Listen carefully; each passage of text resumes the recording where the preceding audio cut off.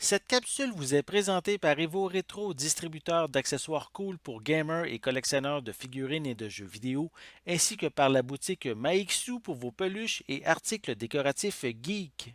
Bonjour à toutes et à tous, ici Maxime pour Ciné Techno et aujourd'hui je vais faire la critique du film On the Fringe of Wild en copie numérique. Le film est réalisé par Emma Catalfamo et met en vedette Harrison Brownie, Cameron Stewart, Michael Mello, Andrew B. et Andrea Pavlovic. Il est distribué par les studios Breaking Glass Pictures et il est disponible en numérique à partir du 12 octobre 2021. Le jeune Peter vit de moments difficiles. Il se fait intimider à l'école et il doit vivre avec son père qui n'accepte pas son homosexualité. Quand il fait la rencontre de Jack, un autre garçon ayant une vie familiale compliquée, il décide de se cacher avec son nouvel ami dans une cabane en forêt pour enfin pouvoir être lui-même.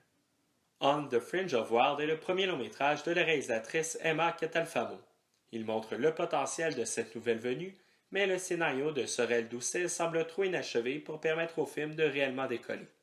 En effet, le film indépendant tente d'aborder trois récits de jeunes hommes ayant de la difficulté à vivre avec leur homosexualité, en moins de 90 minutes. Le résultat propose un premier acte très confus où les trois histoires semblent s'emmêler et il est suivi par une suite du récit où les événements se déroulent beaucoup trop rapidement, ne laissant pas de place au développement.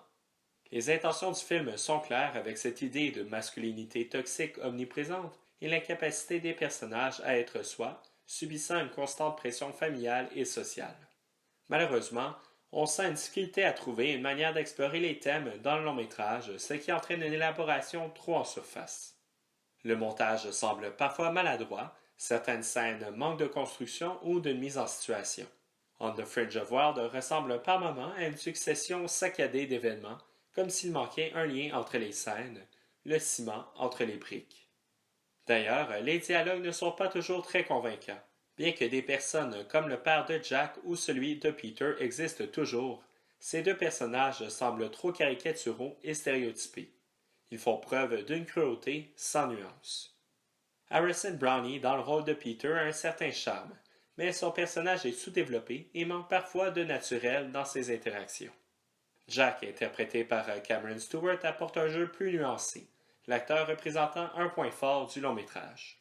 C'est surtout la performance de Michael Mello qui manque de constance. Il connaît quelques moments plus forts vers la fin du film, mais il semble généralement surjouer les émotions de son personnage.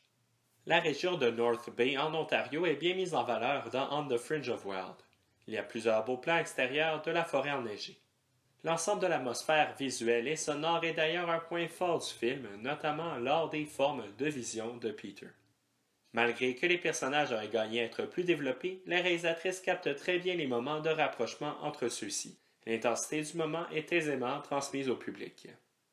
On the Fringe of Wild est disponible en vidéo sur demande dans sa version originale anglaise. Pour conclure cette critique, On the Fringe of Wild est un drame romantique qui aborde des thèmes importants en lien avec l'homosexualité des jeunes hommes. Mais la surabondance d'histoires abordées dans le long métrage finit par rendre le résultat confus et en surface. Toutefois, les intentions et le travail de la réalisatrice Emma Catalfamo laissent présager un potentiel intéressant qui arrivera peut-être mieux à se matérialiser dans une autre œuvre. C'était Maxime pour Ciné Techno. Merci beaucoup et surtout, bon visionnement.